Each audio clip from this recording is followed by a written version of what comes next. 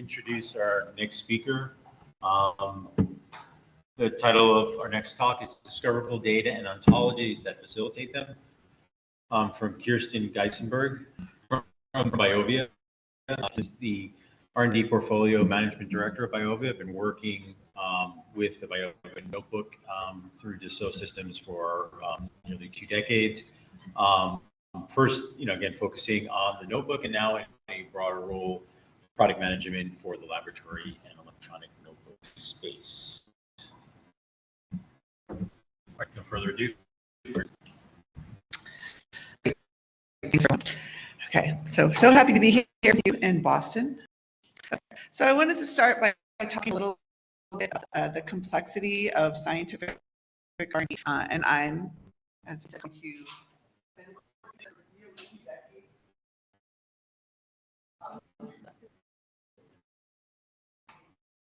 So I think this is something we're all very familiar with, but I just want to highlight some key concepts.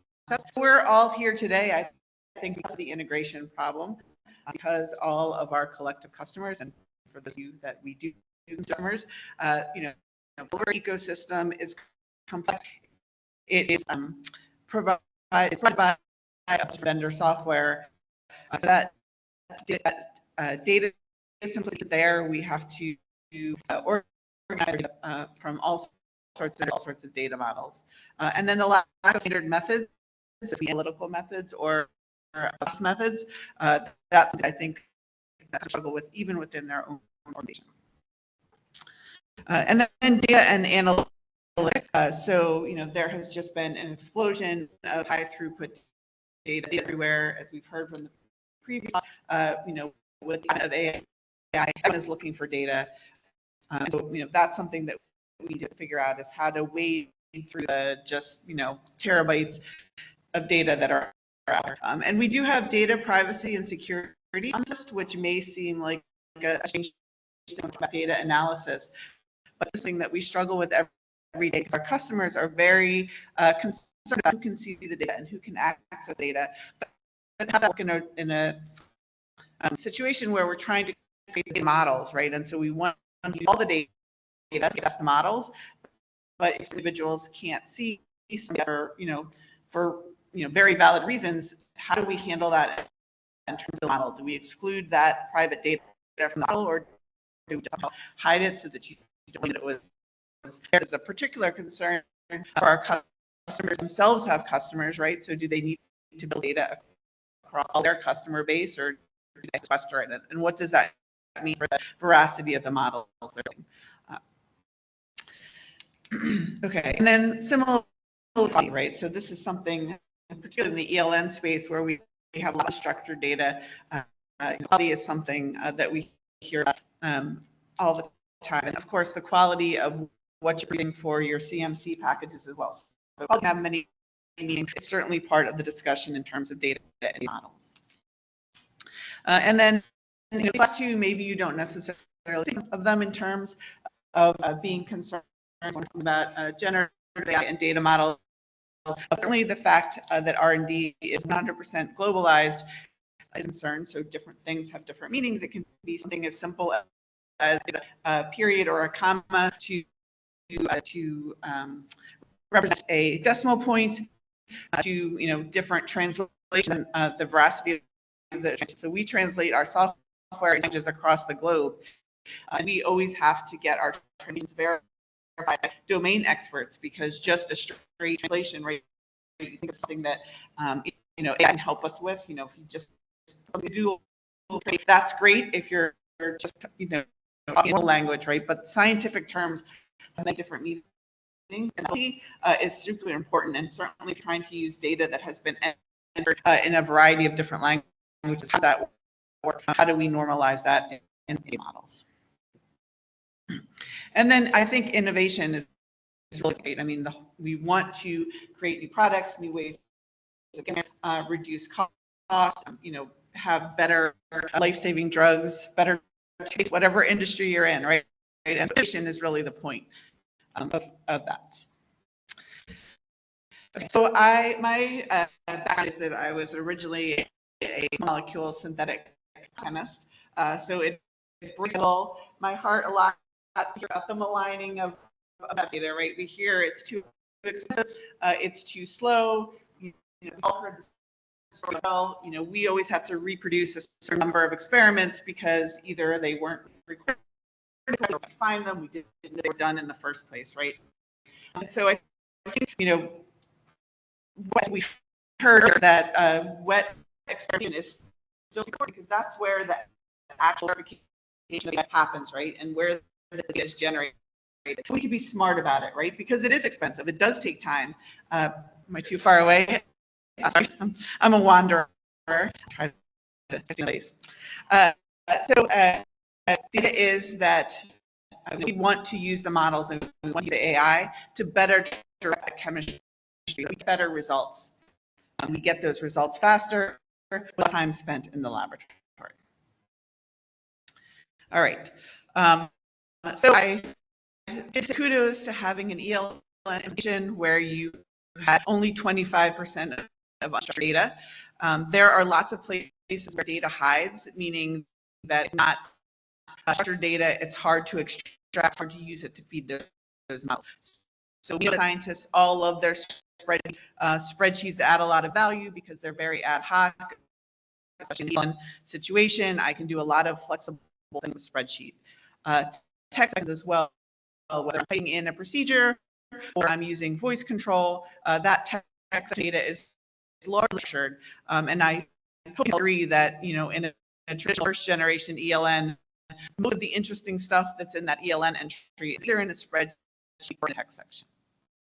Expanding that out, we see when we go out to visit our customers that there's still a lot of data to be captured in paper batch record, paper log. I would say the log is the unsung hero of paper, right? So we're always telling us we're going paperless, and you walk into the lab and there's literally paper notebooks every balance in the lab, and there's a lot of important data captured in those log books.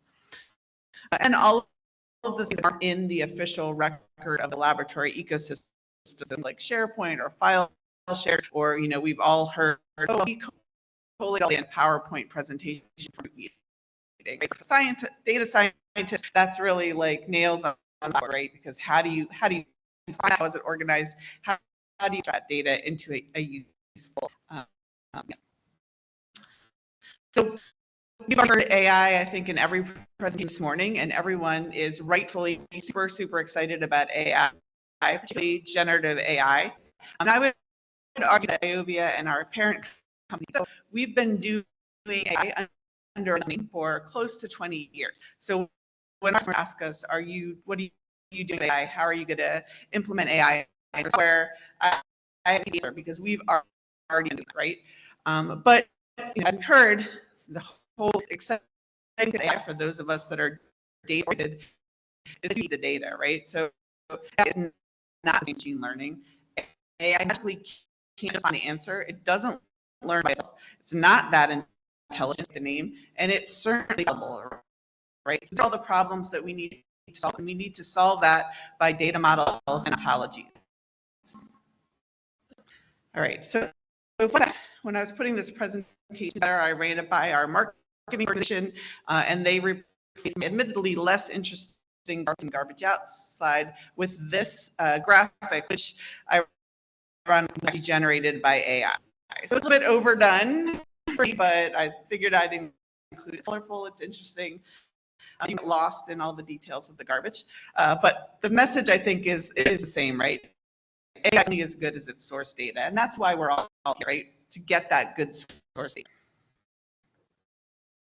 All right, so I'm going to talk a little bit about what we're doing with ontologies and models at Biovia. It's not a demo, it's not super technically detailed, but it's just giving us a sense of what's important to us at Biovia and Dassault. So the first thing, I think, is the data hierarchy for context. I go out and have the privilege of talking with a lot of our customers. I always ask for a lab tour. I have my lab coat on. I'd love to go into labs and see how scientists are using our software, and really, you know, any software in the lab is super exciting. So I always ask the question, where do you draw the line between an experiment? So I'm an PLN person, so it's always for and what we hear from customers, at least what we see in our data, we spent a lot of time thinking about the data model of a study versus experiment. So some scientists don't think that they're doing studies at all. They think they're only doing experiments, so they have projects versus experiments. And some of our customers don't think they're doing experiments, everything, right? So it's a little bit domain specific. And so we've tried to come up with a data model that handles sort of that spectrum, right? So everyone agrees there's a project at the top. Projects certainly mean things to different things, and there's levels of it. But within those projects, we define a study as something that you're trying to investigate with a specific goal. Now, you may know all the steps that you'll need to do to complete a study. So that would be a stability study, or maybe an analytical method where the method, I need to do linearity, I need to do robustness, and all the other steps. And when I've done all that and it passes, then it's done. Or a study can be ended, right? I need to get to a formulation that has this target profile, and it may take 10 experiments. That's where I have a robust model and a robust ontology behind it. So I can target my lab experimentation, just experiment.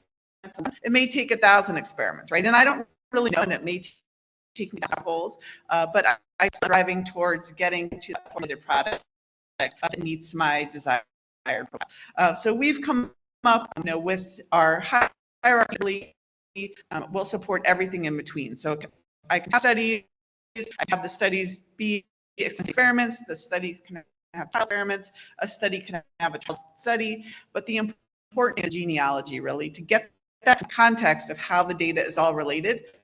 And sometimes the studies are virtual. So I might have done experiments, and now I'm going to get a study that uses experiments that were already done for the purpose of doing some exploration to find the answer. Okay, so one of the things that we struggle with in design software is the balance of usability versus structure. So particularly in the ELN space, but also other laboratory software, right? Customers looking for things that are flexible and intuitive. They don't have a lot of training for the scientists. They want it to be just like my iPhone. I pick it up, I don't have to go and Google YouTube videos of how to do things. I don't have to sit through days of training. I want it to be fun and fast. But the problem, if you have too much usability, too much flexibility, how does that structured data? On the other hand, have a more structured system seen as rigid, complicated, information dense. They require lots of configuration. They're often perceived as slow, but the out of it is that the model can be used readily, right? So finding that balance of this needs to be flexible and fun and intuitive to the user, but still satisfy the data scientists that the data that comes out of that system is useful. So that's what we're constantly working towards. So one of our strategies is out-of-the-box ontologies. So we have a couple of concepts and we deliver this with our software, and we're continually adding it to it. So we have the concept of measurements or parameters. Currently, I actually made these and we ship with about 140 of these out of the box. So these are just from an observation or an instrument. So you can think of a measurement as a temperature, it could be a duration, it could be a story. The measurements are combined with activities. So an activity is a category of measurement. So we now ship with about 50 out-of-the-box activities. These are right now really analytical, so things like a pH measurement, a Carl Fisher, PLC. So we ship with these activities as collections of parameters out of the box with our software. We also have the concept of unit operations. So our activities, as I said, are focused on analytical testing. Unit operations can be used for those analytical methods, but they can also be used for processes. So you have a mix step or a heat step or a material step. And so we build those, we ship them with software, so the customers have to build them themselves. They can add to the unit operations, or they can take them and modify, either add or remove parameters that don't make sense for them. And we also have integrations with equipment. Many of the vendors understanding the audience. We have more than 100 different unique instruments that we interface with. But the idea is that's organized by equipment.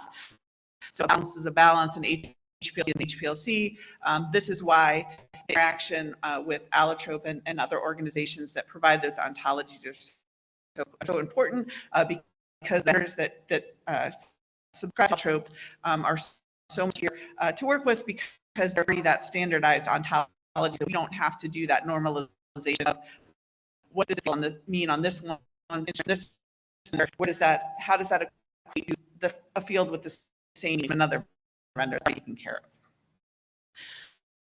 So our strategy at Biovia is to use the ontologies that are provided by Allotrope, other standardization organizations. We use that as a basis for all the concepts that we showed in the previous slide. And where there is a gap, we do build out those ontologies using industry experts, but we're also more than willing to feed that information back to Allotrope as well, so that you can fill in those gaps and we can just take those ontologies that you build so that we don't have to do it ourselves. So we're lazy at Biovia. So we're having to use the industry standards where they exist rather than building them. Okay, so you might have thought when you looked at the previous slide, oh, you only have 140 measurements. It's a lot of different data types, more than 140. 140 doesn't seem to be sufficient. So part of our strategy with vendors or measurements is to have quality attributes. So we think about a parameter like temperature. Temperature is used all over the place. I don't think there are very many things that you do in a library where you don't just throw in a temperature, just sure, right? And so if you look at these three different analytical tests, we have one for water content, we have one for color, we have one for visible particles. The parameters in the column are the same. So we have sample column, so a sample is no attributes. We have method across all of them, but then those properties are a little bit different. So if you look at, for instance, method name, which I think is in all three of those, you can see all the way on the right that we do start with that. I guess we end with that property of method. So it's the same method property across all three, but we add that property attributes to see specifically what does method mean in this context, right? And it would be the same temperature, right? So if I collect a temperature, I could see that this temperature, water content or color, pH, we're talking about a unit operation and processing step. This is the temperature on my probe, this output temperature where I collected my sample, et cetera, et cetera. So that way we can use a relatively small number of measurements or parameters to fund a relatively large amount of and processing parameters. Okay, the concept of generic versus specific. So this is sort of quality attributes from the other side. So for example, you have generic activity where you said that I need to figure out what the water content of this particular sample is. So as a sample submitter, I may not care how that water content is. I just need to know what is the water content in my, for instance. And so you gave, in this particular example, there's 5 ways that you can figure out water content. There's probably as well. And so as a question, I'm saying, give me the percentage water in the sample, and the person that I sent the sample to, in some cases, has a choice of how they're going to collect and calculate that water content. They may gather other fields beyond the requested field of what is meant water. Perhaps it's a pass-fail, right? And we have all that detail, but the idea is that the output parameter, that result of all those different water content methods, is the same regardless of the specific method I use.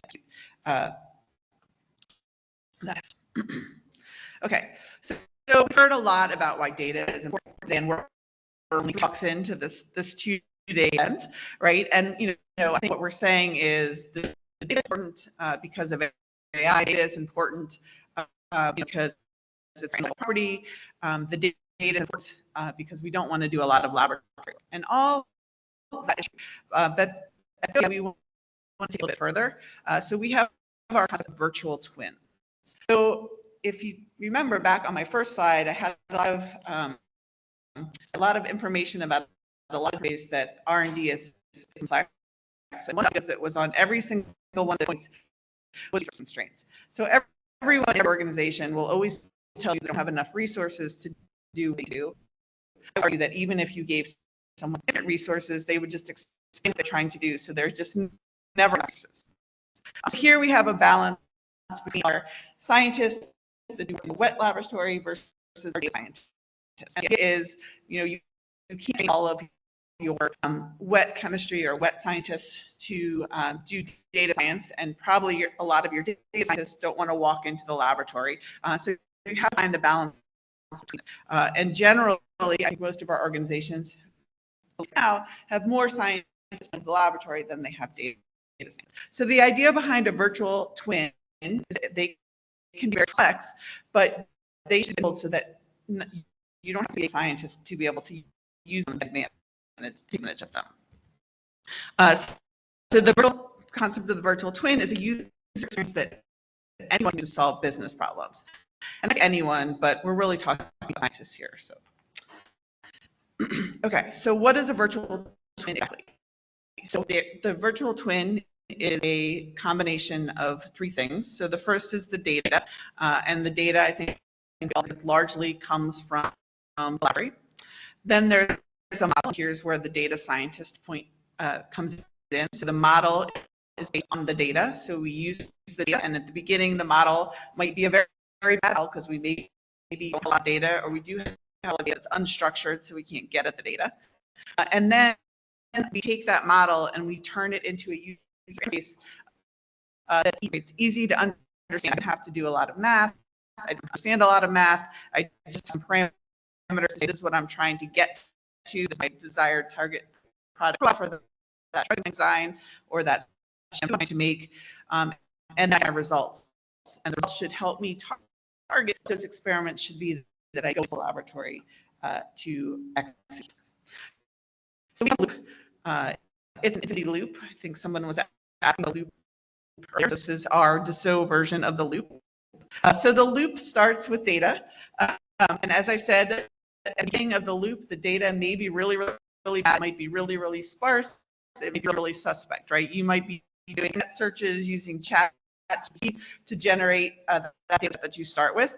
You may have data that, may be easier or may be hard to get to, right? So we start with the data, however good or bad it is. We create a virtual twin or model, and then we have that easy to use user interface that we have, and we train our scientists even to go into the laboratory, use that virtual twin always as a starting point to plan the experiment they want to do, right? Then we go into the laboratory, we pick what I'll suggest, we pick the ones that are of interest to us or that we think is most promising.